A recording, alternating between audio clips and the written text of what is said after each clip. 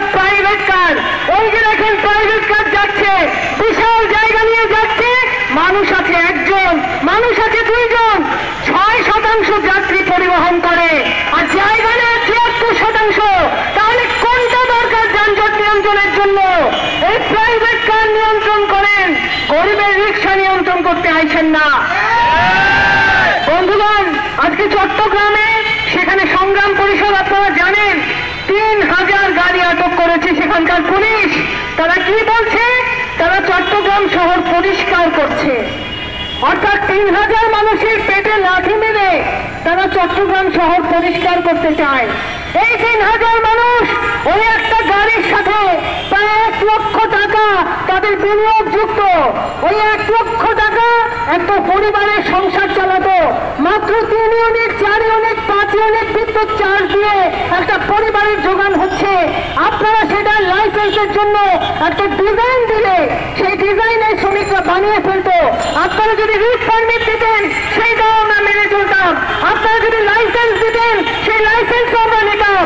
আপনারা যদি প্রশিক্ষণ দিতেন সেই প্রশিক্ষণ আমরা নিতাম। আমরা কি নিতাম না? সেইটা দিলেন না। কি দিলেন? দিলেন পেটে লাঠি। 3000 মানুষের পেটে লাঠি দিলেন। তারপরে যখন সেটার প্রতিবাদ করতে গেলেন সংগ্রাম পরিষদের আহ্বায়ক আল কাদেরী জয় সহ সেখানকার নেতৃবৃন্দ, তাদেরকে দিলেন বিশেষ ক্ষমতা আইনে মামলা। বিশেষ ক্ষমতা আইন কার করা? ওই শেখ মুজিবুর রহমান যখন বিরোধী মত দমনের জন্য বিশেষ ক্ষমতা আইন করেছেন 74 সালে। আজকে শেখ মুজিবুর রহমানের কোন চিহ্ন এই দেশে রাখবেন না। খুব ভালো কথা, সবকিছু আরাম, কিন্তু বিশেষ ক্ষমতা আইন আরাম। শেখ মুজিবের সবকিছু হারাম, খুবই ভালো। তাহলে বিশেষ ক্ষমতা আইনে মামলা কেন দিয়েছেন?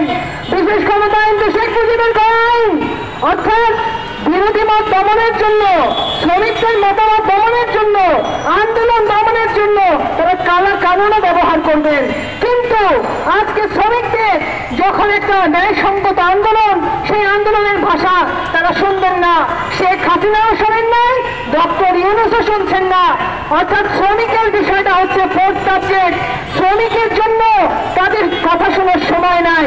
সেই কারণে আজকে আমরা সংগ্রাম পরিষদের পক্ষ থেকে বলতে চাই, অবিলম্বে বিআরটিএ স্বীকৃত নীতিমালা চূড়ান্ত করতে হবে। কোন কোম্পানির লবিং তৎপরে, কোন প্রশাসকের চক্রান্তে কোন কোম্পানিকে ব্যবসা করতে দেওয়া হবে না। আমাদের শ্রমিকদের ডিজাইন মডিফিকেশনের সুযোগ দিতে হবে। আমাদেরকে আমাদের গাড়িগুলির ডিজাইন পরিবর্তন করার সুযোগ দিতে হবে। দেশীয় আমাদের যে ডিজাইন আছে সেখানে পরিবর্তনের কথা বলেন, আমরা মানব, কিন্তু কোন কোম্পানিকে ব্যবসা করার জন্য আজকে সিটি কর্পোরেশনের হাতে লাইসেন্স তুলে দেওয়া যাবে না। বিআরটিএ লাইসেন্স দিতে হবে, ডিজাইন দিতে হবে, রেজিস্ট্রেশন দিতে হবে, প্রশিক্ষণ দিতে হবে। আমাদের নেতৃবৃন্দ যাদেরকে গ্রেফতার করেছেন অবিলম্বে তাদেরকে ছেড়ে দিতে হবে। আমরা শেখ হাসিনার আমলেও গ্রেফতার হয়েছি, আমরা শেখ হাসিনার আমলেও মামলা খেয়েছি।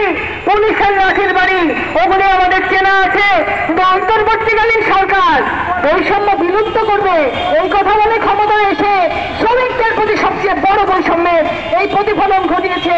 আজকে চট্টগ্রামের নেতৃবৃন্দকে গ্রেফতার করেছে, নারায়ণগঞ্জের নেতাদেরকে গ্রেফতার করেছে।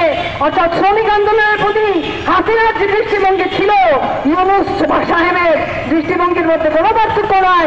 আমরা সেই কারণে সারা দেশে সংগ্রাম পরিষদের পক্ষ থেকে অবিলম্বে বিআরটিএ স্বীকৃত লাইসেন্স দেওয়ার দাবি জানাচ্ছি এবং চট্টগ্রাম সহ সারা দেশে সংগ্রাম পরিষদের নেতৃবৃন্দের উপরে দমন পীড়ন নির্যাতন বন্ধ করে গ্রেফতারকৃত নেতৃবৃন্দকে অবিলম্বে ছেড়ে দেওয়ার দাবি জানাচ্ছি। সামনের দিনে সংগ্রাম পরিষদের নেতৃত্বে আপনাদের সবাইকে ঐক্যবদ্ধ আন্দোলন গড়ে তুলে দাবি আদায় করার অধিকার ছিনিয়ে আনার আহ্বান জানিয়ে আমার বক্তব্য শেষ করছি। দুনিয়ার মজবুত ছাত্র প্রবর্তী থেকে তার মূল্যবান